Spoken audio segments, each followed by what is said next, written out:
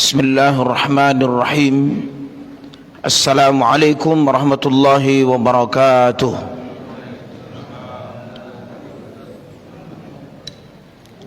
Saya ulangi sekali lagi, kurang semangat nambah ya. Cuaca di luar hujan. Bismillah. Assalamualaikum warahmatullahi wabarakatuh.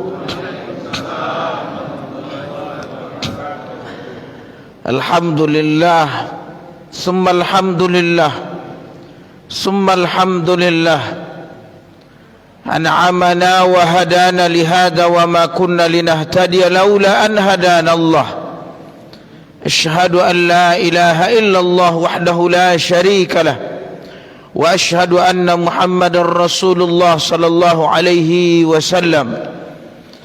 Qala Allah ta'ala fi kitabihil aziz, أعوذ بالله من الشيطان الرجيم. بسم الله الرحمن الرحيم. يا أيها الذين آمنوا اتقوا الله حق تقاته ولا تموتن إلا وأنتم مسلمون. Sadaqallahul azim. Mari kita bersyukur kepada Allah. Utama sekali ucapkanlah alhamdulillah. Khafifatani fil lisan, saqilatani fil mizan. Ada kalimat kata Nabi ringan diucap, alhamdulillah. Bahkan sebahagian ulama mengatakan karena semakin ringannya hurufnya pun ringan, alhamdulillah. Beda kalau mengucap berat, semua hurufnya pun ringan, alhamdulillah.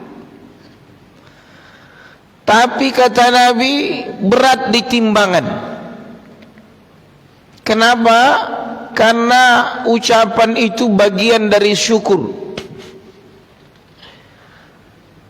Yang kedua adalah hadirkan, resapi, kemudian nikmati bahwa duduk kita di sini, nafas kita di sini, bensin yang kita habiskan datang ke sini, itu bagian dari syukur. Kenapa? Syukur itu segala pemberian Allah, Allah habiskan untuk mendekat kepada si pemberi nikmat itu. Itulah bedanya duduk di sini sama di kafe. Itu bedanya duduk di sini, nongkrong di sini, nyantai di sini dengan di tempat yang lain.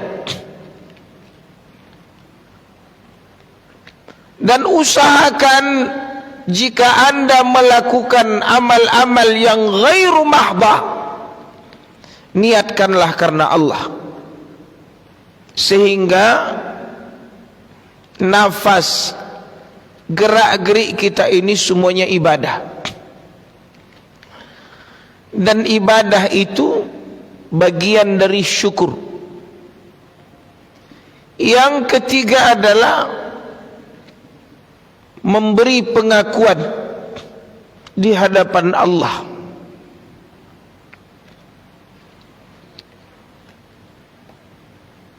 Ikrarkan, yakini bahwa Allah lah si pemberi nikmat. Bukan kehebatan kita, kecerdasan kita, bukan pula karena cantik, gagah, ulet, rajin kita, tapi semuanya adalah karena Allah subhanahu wa ta'ala. Kita ni tidak ada apa-apanya. dibanding dengan kekuasaan Allah yang membangunkan kita, yang menguatkan kaki kita. Alhamdulillah. Yang terakhir, berbagi. Acara ini tidak terlaksana, kajian zuhur, kajian maghrib, subuh, tanpa ada orang yang berbagi. Ada abang kita yang sering menanyai jadwal ustad-ustad. Ada ketua masjid Pak Abri, namanya udah Abri, angkatan bersenjata, yang jadi bemper di masjid ini. Padahal kalau umur dia, kerja dia, sebenarnya banyak di hutan sana mau diurusnya lagi, alat berat dia. Tapi ada orang-orang yang menduduki pos-pos ini. Masa kita cuma duduk bersandar pun tak mau, ya kan?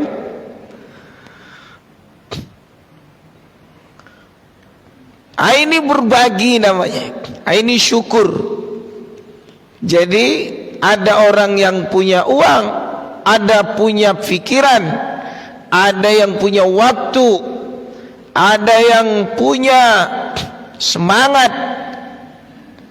Saya teringat dulu khutbah Jumat di sini, pertama kali setelah masjid ini, macam pesta di sini.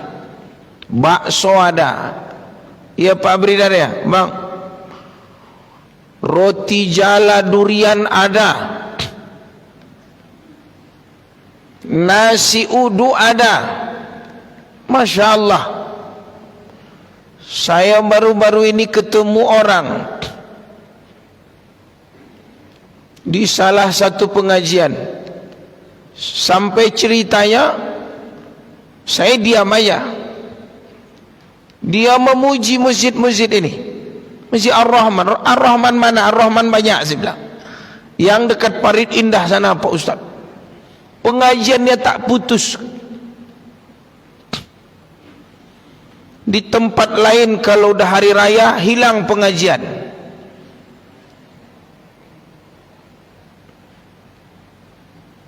Tapi di masjid itu katanya tiap hari, hari Jumatnya mewah. Padahal saya ngisi kajian di situ, saya pikir diam aja saya. Saya bilang kalian contoh aja lah. Masya Allah. Kita biasa-biasa saja, tapi orang lain, coba siapa yang memberi kabar ini? Bisa jadi lidahnya udah mantap di sini. Bisa jadi ada yang online yang menonton kajian ini. Jadi jangan kita anggap sepele kajian kita ini. Masya Allah. Ada hadir juga nih Pak Regar kalau tak salah ini, Pak Rambe. Nih. Pak Rambe ini, Pak Bridar, sering mengundang saya dulu di perusahaan sawit Ipomas kalau tak salah. Mudah-mudahan beliau sehat-sehat selalu. Amin ya Rabb. Baik, hadis ahkam yang berikutnya yang akan saya sampaikan adalah tentang az-zulm, kezaliman. Bulan lalu saya diminta temanya, alhamdulillah saya sampaikan tentang darah pidana, masalah nyawa. Saya pilihkan hadis ini karena hadis ini berkaitan juga dengan kondisi kita saat ini. Saya banyak saya download buku, terutama kitab seperti Umdatul Ahkam dan Bulughul Maram, hadis-hadis ahkam yang menguatkan hadis ini. Larangan berbuat zalim, ini temanya. Hadis ini sekaligus mereview, bahasanya memuhasabah. Memuhasabah ini adalah bagian dari mensucikan jiwa kita. Saya tak pula harus lebih banyak menceritakan kezaliman orang. Sebenarnya ini adalah bagian dari kita yang hadir di sini. Ingat-ingatlah, awak yang ke masjid ni tahun berapa sebenarnya kita ini mulai hijrah taubat.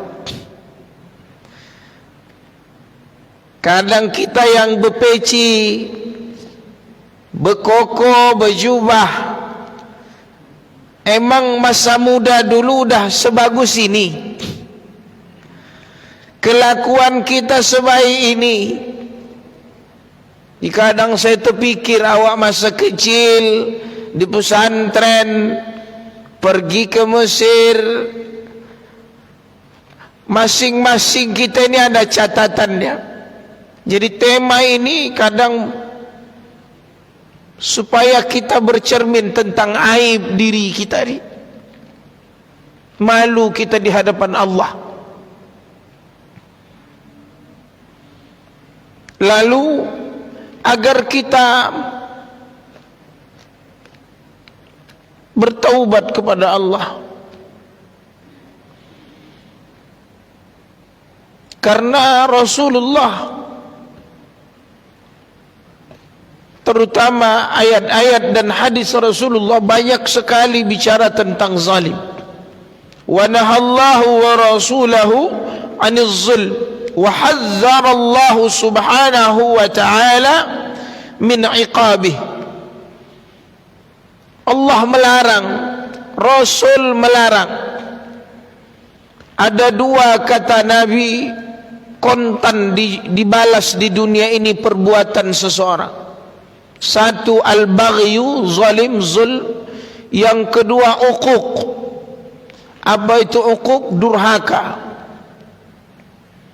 Jangan sesekali melakukan dua hal ini. Zalim itu kata ulama secara definisinya tidak menempatkan sesuatu pada tempatnya, itu zalim. Datang azan baru ke ladang.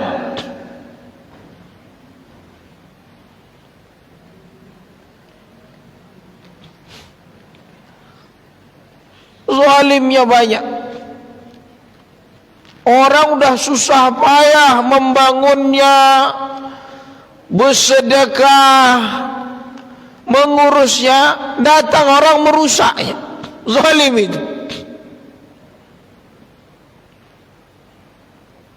Saya bilang ke murid-murid saya, lebih baik engkau rusak dirimu sendiri ketimbang merusak orang lain, sekalipun merusak dirimu itu juga zalim. Tapi mewarisi kejelekanmu kepada yang lain itu lebih bahaya. Makanya kata Nabi, la darara wala dirara. Jangan melakukan sesuatu yang bahaya, apalagi membahayakan orang lain. Kalau disuruh milih, bagus kau aja yang rusak, jangan kau rusak yang lain. Begitu kata Nabi. Makanya ancaman-ancaman dari Allah melalui hadis Rasul. Kata Nabi SAW, qala Rasul SAW, ittaquz zulm, hati-hati kalian, waspada. Ittaqu az-zulm, jauhi kezaliman. Karena kezaliman itu kegelapan di hari kiamat. Zulumatun yaumal qiyamah. Wattaqus syuh. Jauhi oleh kalian apa? Al-ma'un, menahan harta di atas celit, pelit, kedekut, sempilit.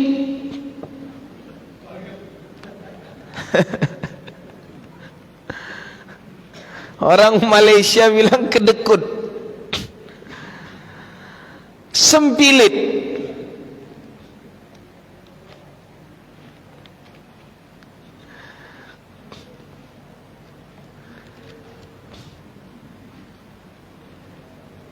Karena kata Nabi, perhatikan,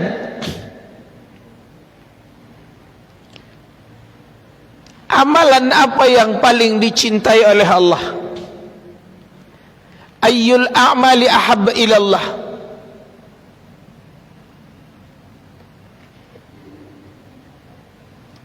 Kata Nabi SAW, senangkan orang lain. Sururun tudkhiluhu ala muslim.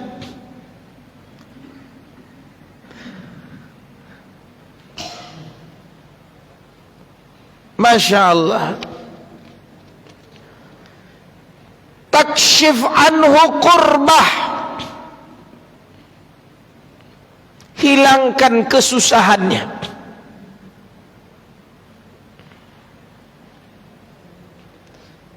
Taqdi anhu dainan, bayarkan hutangnya, lunasi. Au tatrud anhu ju'an, kenyangkan dia. Ujung hadis itu kata Nabi begini, li an amshi ma'a akhi fi hajatin, orang lebih baik keluar rumah lalu menemui saudaranya, lalu bergandengan, kata Nabi, itu lebih baik,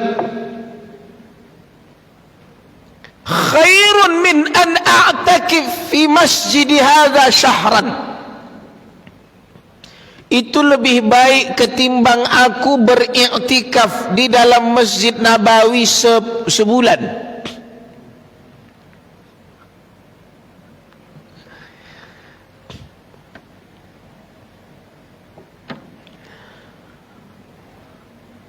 Ceramah zuhur saya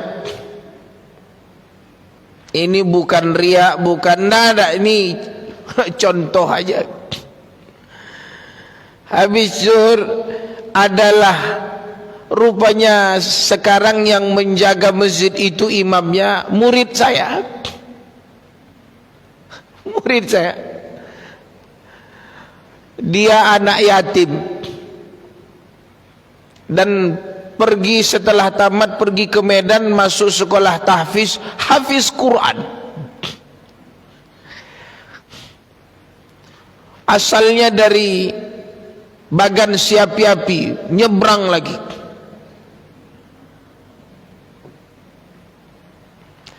Dulu kami jemput dari kampungnya, kami buat pengumuman sekolah gratis.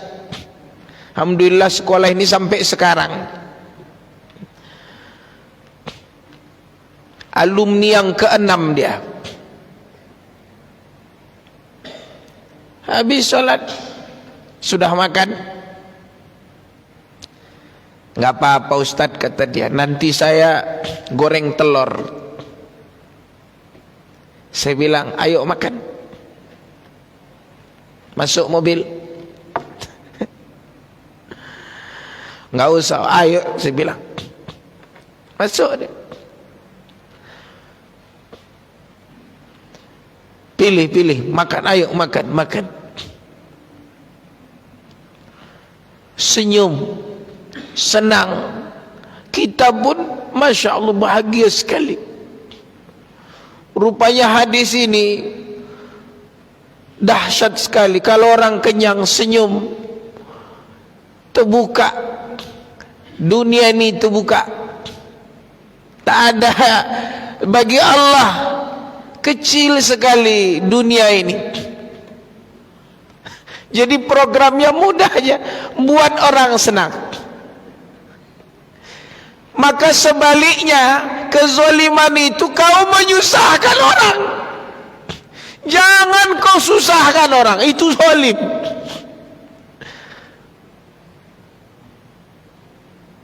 Makanya riba itu zalim, ya kan? Betul tak? Coba baca ayat hadisnya. Selain terlilit hutang, itu sudah kontan nerakanya. Lebih parah lagi menggauli ibunya. Anak menggauli ibunya lebih parah. Zina, riba itu lebih parah.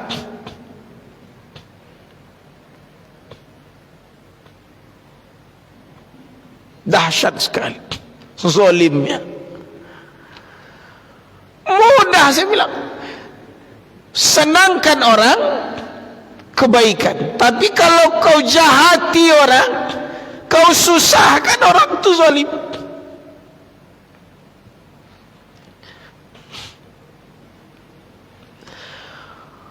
Dan Nabi bilang kalimat di situ, alal muslim.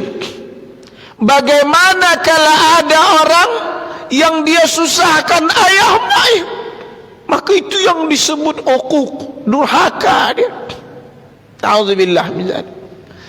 Bagaimana kalau yang dibuat susah itu istrinya, suaminya, anaknya?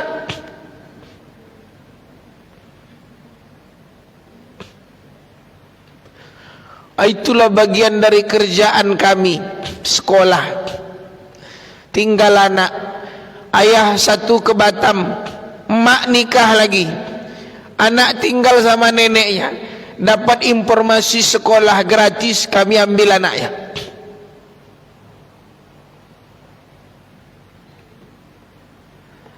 Hebat atuk nenek. Ustaz, dia bilang dari kecil anak ni lahir dah ditinggal, merah lagi gitu.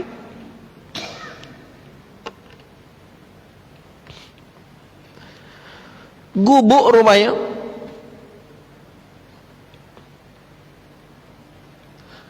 Masya Allah, ibu, ketimbang ibu melihara kucing Anggora, peletnya aja makannya 2 juta sebulan, bagus kau pelihara anak yatim. Kalau disuruh milih ya, mohon maaf ya, mohon maaf, saya tak menyinggung perasaan anak ibu punya gadis yang dipelihara kucing, tapi banyak anak yatim telantar. Asuhlah mereka. Kata Nabi, agak direnggangkan Nabi sikit tangannya. Ana wa kafilul yatim kahataini fil jannah.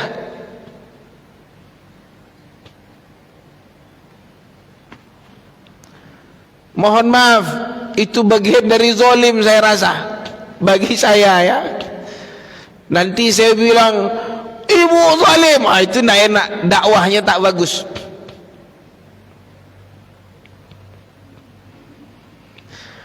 Shopping dia ke mall tiap pekan habis 5 juta. Baju bertumpuk di rumah, sendal bertumpuk dari mulai yang pink, yang oranye, yang kuning, yang hijau, semua dah lengkap. Tasnya branded, tasnya selemari ada 20 buah, harganya 2 juta, yang 3 juga, yang Martin, yang Merten, yang Murtun ada.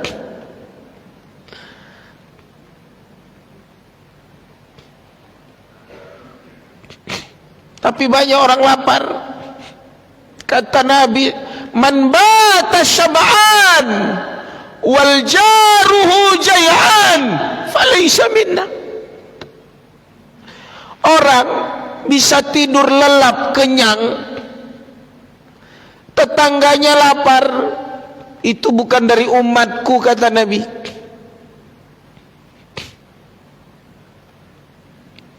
Ajari anak kita, Bapak Ibu. Adalah kebun samping rumah, kemarin berbuah 3 tandan, 1 dicuri orang, 1 dapat saya panen. Alhamdulillah. Saya potong, saya sisir, kasih sama orang, kasih tetangga, antar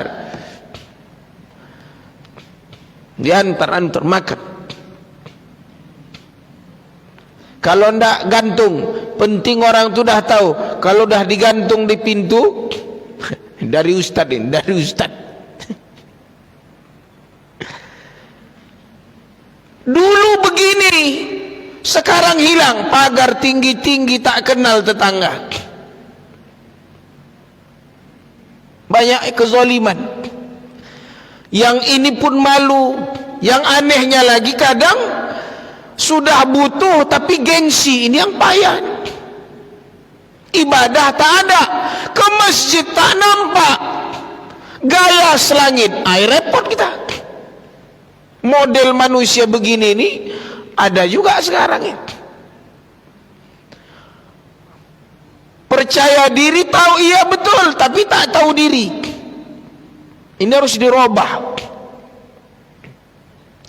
Sulit membedakan. Udah susah handphone bagus, susah kredit Honda ada juga. Kalau dulu memang kalau susah memang jalan kaki, dia nampak susah. Yang sekarang dipersusah-susah, ada yang memang susah tapi nampak mewah. Ini yang repot. Kemudian ya akhul Islam, apa kata Nabi? Az-zulmu salasah. Zalim itu ada 3 hal. Zulmun la yaghfirullah, wal'iyadzu billah. Ada kezaliman Allah tak ampunkan, itulah dia kesyirikan.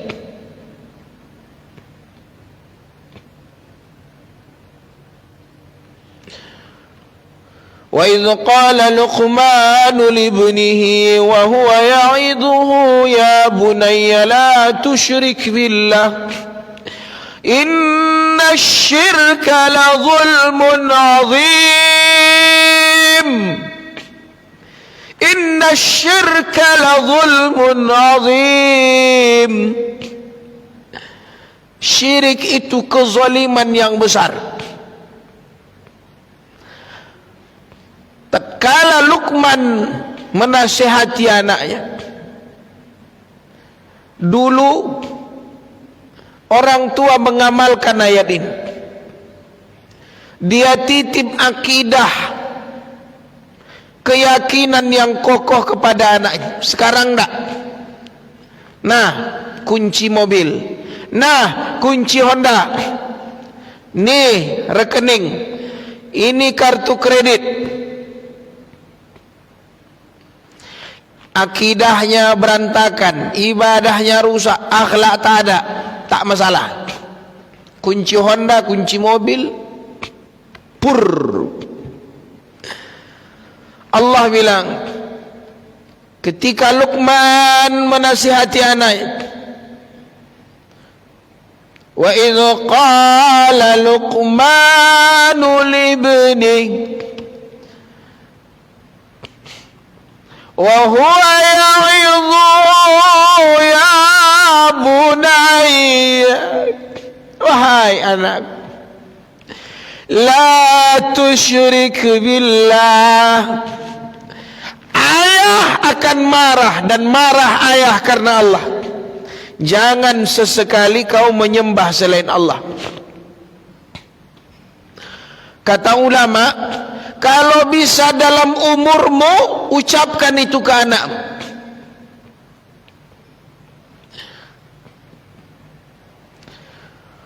setidaknya engkau melakukan apa yang Allah perintahkan kepada Luqman kepada anaknya, kau lakukan itu kepada anakmu.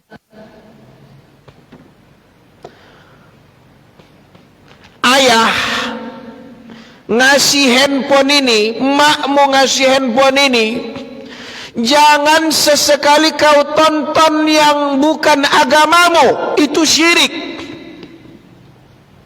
Sampaikan itu, apalagi di zaman yang begini. Mohon maaf ya Pak Ibu, saya menyampaikan ini karena ini penting dan genting. Yang ditonton yang ditonton yang begini-begini nih.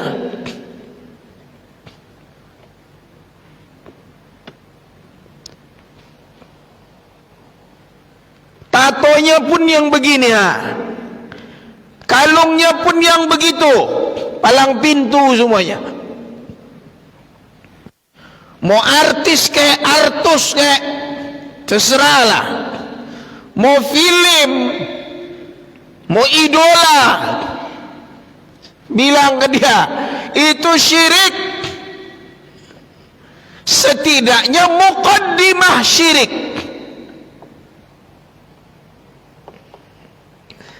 Setidaknya kau menengok, kau melihat ayah yang membeli ini. Ayah tak izinkan, mak tak izinkan kau menengok yang begitu. Kalau mau tontonlah yang islami. Kalau kau biarkan, habis. Itu kezoliman. Ini yang namanya kezoliman modern, dibungkus melalui visual, adegan-adegan perfilman, tontonan-tontonan yang mengasyikkan. Walaupun lewat TikTok 15 detik, teng teng teng teng, di sininya bergantung, teng teng teng teng, betato, ada palang pintu, ditonton zalim.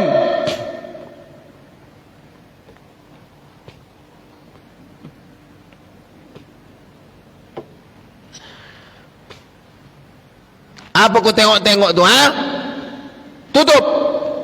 Mantap.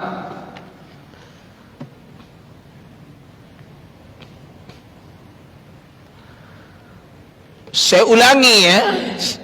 Sampaikan pertama, sampaikan dulu intinya.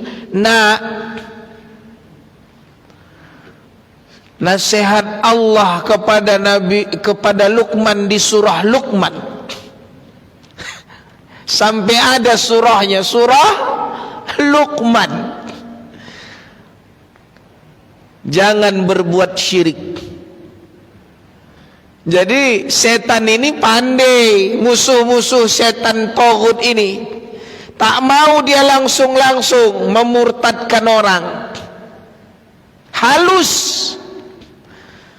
supaya mulus lewat tontonan.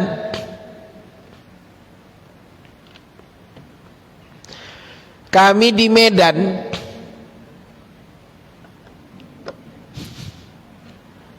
itu kan banyaklah rumah-rumah ibadah begentayangan. Kata Yahma nih, jangan kau tengok, menengok aja tak boleh. Jangan kau tengok itu.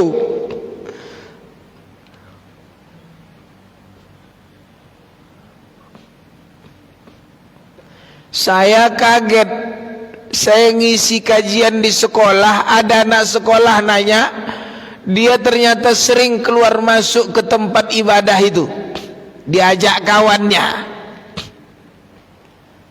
Gimana tuh Pak?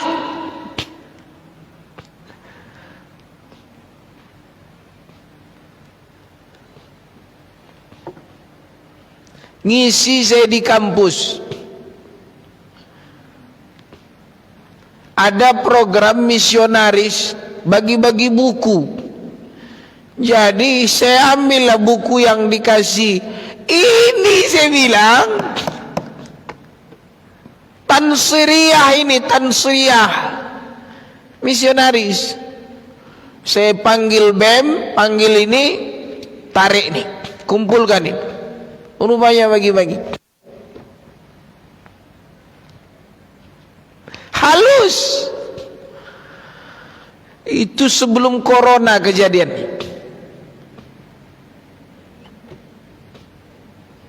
Kalau mau lebih tanya, yang main kasarnya sama Ustaz Somad tanya di Talang Mama sana. Kenapa beliau begitu punya sugesti membangun masjid, mengajak anak-anak Talang Mama keluar disekolahkan, sampai kalau bisa keluar negeri masuk lagi ke hutan sana. Tak banyak yang kuat dari ustad-ustad yang dikirim ke hutan sana. Katanya sinyal tak ada, Honda tak ada, jalan listrik tak ada. Mendakwahi orang Talang Mama sana. Supaya kuat, anak itulah yang disekolahkan 5-10 tahun, karena dia kampung dia pula yang nanti pulang ke sana. Itu langsung saya dapat info dari beliau waktu kunjungan ke rumah.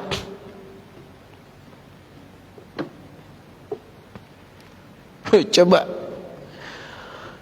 Maka itu tak akan diampunkan oleh Allah kalau hembusan ghar-gharah nafasnya dia tak bertaubat sebelum dighargharah, macam Fir'aun.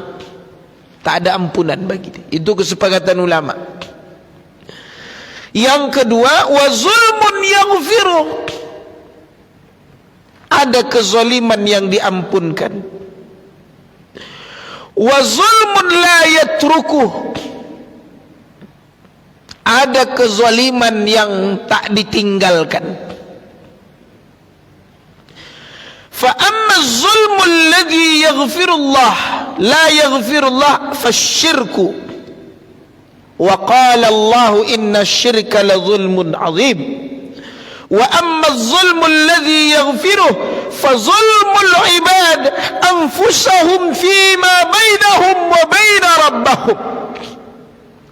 Ada kezaliman yang Allah ampunkan, urusan kita dengan Allah. Kadang pernah lalai solat kita lalai, harta dihamburkan sia-sia. Makanya kata Nabi, lan tazula qadama 'abdin hatta yus'al an arba'. Nanti di hari kiamat tak akan melangkah tergelincir kaki anak Adam sampai 4 perkara ditanya. Umurnya kemana dia habiskan? Saya Pak Ustadz lama bekerja di kantor tuh rimba. Saya dulu kerja di PT, pernah pindah Jakarta, Jambi, Lampung. Tak ada ibadah. Malam minum-minum, siang kerja, istri tinggal, anak tinggal. Saya dulu Pak Ustadz kerja bawa mobil balak, singgah di rumah-rumah jundul, samping Perawang, samping Minas, samping sana. Bagaimana sekarang? Jadi saya dakwahi dia, ceramah saya ke Indah Kiat, RAPP. Allahu Akbar, Allahu Akbar. Nah, salat. Ayo kita salat. Cemana penumpang yang lain nih Pak Ustadz? Serah orang itulah. Kalau mau salat dia salat. Penting abang salat. Jumpalah saya di rumah makan, curhat dia. Dia pindah kerja dan dia sudah hijrah, dia baik. Ternyata kata dia, Allah balas. Aku, maaf, dia bilang, aku selingkuh Pak Ustadz. Kerja jajan, kalau bahasa sekarang jajan. Masa muda dulu jajan.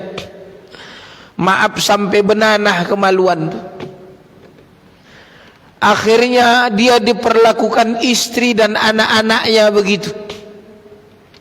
Menyalah anaknya. Di situ dia taubat, di situ dia kembalikan semuanya, dan di situ pula Allah mengembalikan keluarganya balik. Ya Allah, duit saya waktu itu banyak, kata dia. Banyak duit dia. Mobil balak dulu berjuta-juta. Tapi tak ada. Yang ada sekarang adalah, yang sekarang saya betul-betul baik, itulah harta saya sekarang kan. Yang dulu habis banyak, Pak. Maka kita berdoa nih, antara kita sama Allah, selagi kita mau astaghfirullah, selagi kita mau istighfar, selagi kita mau kembali kepada jalan yang baik, insyaallah Allah buka jalan itu. Dan Allah maha memberikan penerangan, memelihara hamba. Yang ketiga, wa amma zulmul ladzi la yatruku fa zulmul ibad ba'duhum ba'dah. Ada kezaliman yang tak dibiarkan Allah. Apa itu? Engkau dengan orang lain. Jadi 3 macam. Syirik ini tak ada ampunan. Yang ada ampunan kita dengan Allah. Tapi ada yang tak dibiarkan oleh Allah. Engkau dengan orang lain. Hati-hati. Itu saya sudah sampaikan tadi. Baik, mudah-mudahan ada manfaatnya. Banyak lagi hadis-hadis Rasulullah. Dan terakhir saya tutup, ittaqu da'watul mazlum. Hati-hati. Kalau dalam hadis yang lain, ittaqul la'anain. Hati-hati laknat orang lain. Saya baca hadisnya dalam menyampaikan bab qada'il hajah saja. Kalau engkau buang kotoranmu sembarangan, terpijak, terduduk, tercium, kalau dilaknat sama orang lain, itu kena. Jangankan kotoran manusia, ayam aja, ayam tetangga tercirik di teras sawah. Panjang ceritanya. Ayam kau ni, nanti ku potong, ku serah, aku macam-macam dia bilang. Apalagi kotoran manusia, tidak boleh sembarangan. Makanya disuruh siram, suruh bersih, jangan lupa siram. Kalau dilaknat, bayangkan itu baru kotoran. Gimana engkau menyakiti perasaan, hati, pikiran, sampai orang itu tidak tidur. Kau tahan hartanya, kau berhutang, memble bibirmu, keluar biji matamu menangis. Begitu ditagih, kau keluarkan pula belati, kau ancam dia, jangan kau minta-minta utang, ku bunuh kau nanti. Doanya itu makbul. Kualat kau nanti, kualat, terlaknat. Makanya ada hadis, dia punya pekerja, sampai itu wasilah bagi Allah. Dia pergi belum mengambil gajinya. Mereka terhimpit dengan batu besar di mulut gua itu. Dia di dalam, lagi hujan, masuk ke gua padang pasir, takut kehujanan. Tiba-tiba batu besar masuk pas di mulut gua. Kata seorang di antara mereka yang bertiga ini, kalian bertawasul dengan amal-amal soleh kalian. Yang satu ini tawasulnya, ya Allah, aku pernah punya anggota dia pergi gaji belum diambil, dia ini ngangon, ngembala. Jadi gajinya dia itu, ya Allah, ku belikan ternak. Suatu hari dia datang dia minta gaji dia, hewan ternak ini sudah beranak pinak. Lalu ku bilang, ambil itu gajimu semuanya, hewan-hewan yang sudah beranak pinak, itulah gajimu. Ya Allah, kalau itu amal solehku, bukalah pintu gua. Geser. Tadi sebaliknya. Tapi kalau kau tahan, kau zalimi, kau hina, kau ejek, hati-hati, doa mereka makbul. Ini saja, mudah-mudahan ada manfaatnya. Kita lanjut di pertemuan selanjutnya. Mudah-mudahan sehat, panjang umur, murah rezeki, dan Allah berkahi keluarga kita, anak-anak kita, harta kita. Dan di waktu dan di hari Jumat yang barakah ini, kami memujimu ya Allah, kami berselawat kepada Rasulmu. Ya Allah, jadikan kami penolong-penolong agamamu. Ya Allah, sehatkan kami, jadikan sehat kami ini menjadi saksi untuk kami korbankan dalam menegakkan agamamu. Ya Allah, jadikan anak-anak kami anak-anak yang menegakkan salat. Ya Allah, hindarkan anak-anak kami dari pergaulan yang tidak baik. Ya Allah, jadikan matanya melihat yang baik, kaki melangkah ke tempat yang baik. Ya Allah, kami ingin melihat anak-anak kami membaca Al-Quran, menghafal Al-Quran, meneladani, mengamalkannya. Jadikan kami ahlul Quran, keluargamu di bumi ya Allah. Ya Allah, ya Rahman ya Rahim. Rabbana zalamna anfusana, kami zalim pada diri kami ya Allah, zulman kasira, zaliman yang banyak. Wa illam taghfir lana wa tarhamna lanakunanna minal khasirin. Jikalau engkau tidak ampunkan kami, maka kami termasuk orang yang merugi ya Allah. Rabbana atina fid dunya hasanah fil akhirati hasanah qina adzabannar. Alhamdulillahi rabbil alamin. Assalamualaikum warahmatullahi wabarakatuh.